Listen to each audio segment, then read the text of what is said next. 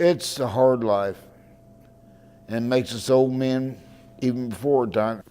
Freezing winter days like this are some of the hardest for Joe, who's been living on the streets of Hannibal for 20 years. He calls this town his home and roves it constantly looking for abandoned buildings, bridges, and caves for protection from the biting wind. You know there is no place for you to go get warm.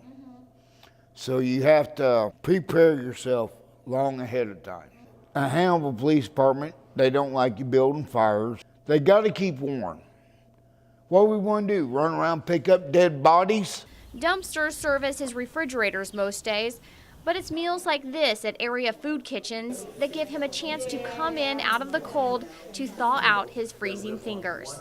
When he picks up his coat to leave, he's picking up everything he values in the world.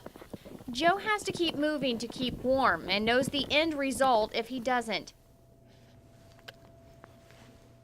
He chokes up as he talks about his friend who froze to death one winter. It's about survival on the streets, and many times the friends he calls his family don't make it. 20 years been out here. I buried 6. There was no reason for any of them to go. And it's one of the reasons I'm trying to stop doing this, because I'm getting too old. I can't bury no more people. There are many places Hannibal's homeless make their shelter.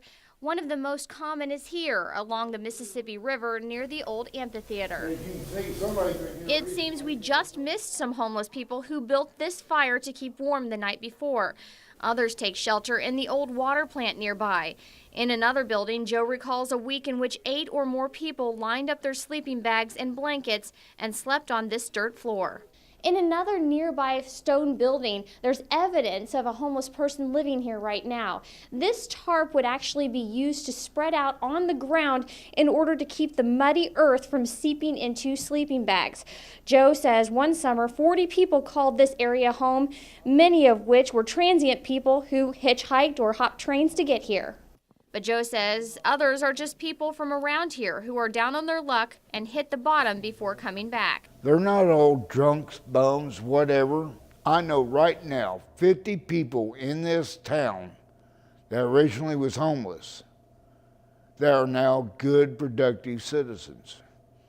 And none of these normal citizens would ever know that. Melissa Shriver, KHQA News, Hannibal.